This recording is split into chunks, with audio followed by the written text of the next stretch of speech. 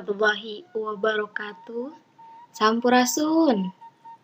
Wilujeng enjing, wilujeng wengi, wilujeng sonten sadayana.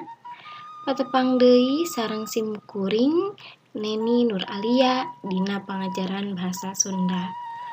Dina dangat ayeuna simkuring baris medar hiji materi nyaeta ngeunaan novel. Cik di dieu saha anu resep maca novel? Atawa hidupna teu maca novel Sunda. Naon sih novel secara pengertianana? Yuk urang pedar sasarengan. Dina medar materi novel, kusim kuring dibagi heula kana sababaraha bagian. Nu kahiji kana uanganna novel, nu kadua sajarah novel Sunda, anu katilu ciri-ciri novel, anu kaopat unsur intrinsik dina novel. Urang lajeng wae nya kana bagian kahiji ngeunaan wangenan novel. Wangenan novel. Kecap novel asalna tina basa Latin nyaeta novellus. Tina kecap novus nu hartina anyar. Disebut anyar teh pedah novel gelarna anyar di dunia sastra umumna. Ieu upama dibandingkeun jeung wangun sastra liana seperti puisi, carpon, ya. Novel teh kasebutna anyar. Tapi dina sastra Sunda mah sabalikna. Novel leuwih ti heula tibatan carpon. Naon sih nu disebut novel? Novel kaasup salah sahiji carita rekaan atawa fiksi dina wangun lancaran atawa prosa. Eusi jeung jalan caritana panjang. Tur loba bagian-bagianna. Diwangun ku basa lancaran. Palaku anu ngalalakonna oge loba. Mangsa anu kacaturna oge lila. Jadi novel mah benten sareng carpon. Ai carpon mah short story, ai novel mah long story, caritana panjang. Eta nya ngeunaan wangenan novel. Sajarah novel Sunda. Novel asup kana sastra Sunda teh mangrupa pangaruh ti sastra barat ngaliwatan basa Walanda. Ieu mah jigana keur mangsa urang dijajah keneh nya ku Walanda. Dina sastra Sunda, novel leuwih ti heula medal batan carpon. Buku novel nu munggaran dina sastra Sunda nyaeta Baruang Kanu Ngarora karya Daeng Kanduruan Ardiwinata. Wedalan Balai Pustaka tahun 1814. Novel Sunda leuwih ti heula medal batan novel munggaran dina basa Indonesia. Nyaeta nu judulna Azab dan Sengsara karya Merari Siregar. Nu medalna tahun 1820. Jadi tiasa katinggalinya dina taunna oge yen novel Sunda leuwih ti heula medal batan novel dina basa Indonesia. Novel Sunda terus medal caritana ge luyu jeung kamekaran zaman. Da ieu nya saalit sajarah tina novel Sunda. Ciri-ciri novel. Ciri nu kahiji, umumna novel diwangun ku 400 kaca atau halaman. Jumlah kecapna kurang leuwih 35.000 kecap.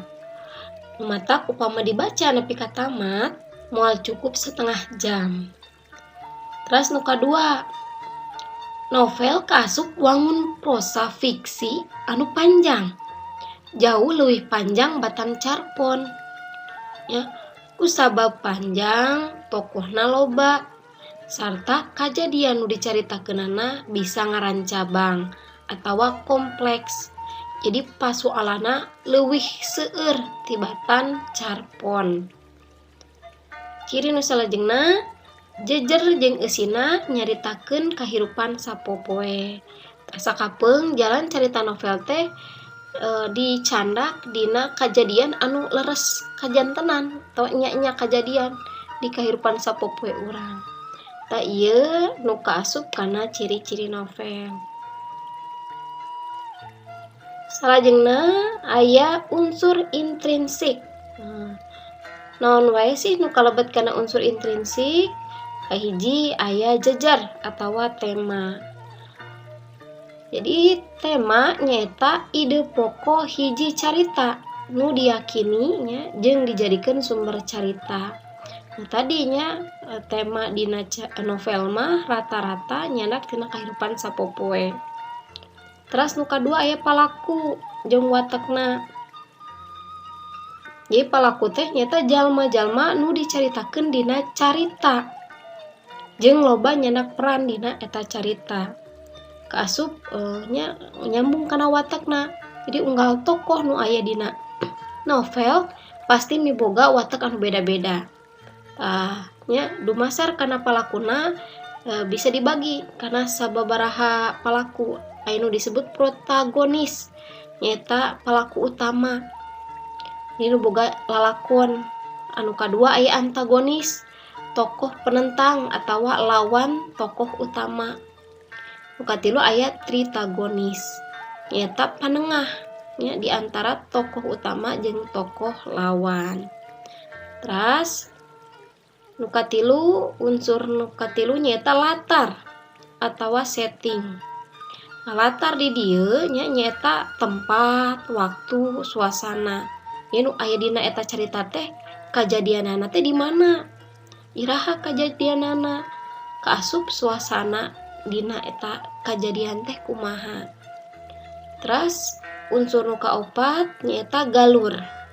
Galur nyaeta runtuyan atawa susunan kajadian nu ngawangun hiji carita. Galur teh dibagi jadi sabaraha? Jadi 3. Aya galur maju atau merele nyaeta rangkaian kajadian nu urutanana sesuai jeung urutan waktu kajadian. Jadi ieu maju ka hareup. Nya maju mah ka hareupnya. Terus anu kadua galur mundur. Ieu mah flashback. Jadi nyaritakeun kajadian anu baheula. Jadi mundur ke masa lalu. Asik ya. Terus anu katilu aya galur campuran atau bisa disebut mobok tengah. Jadi ieu mah aya maju, aya mundur. Jadi maju mundur cantik ya.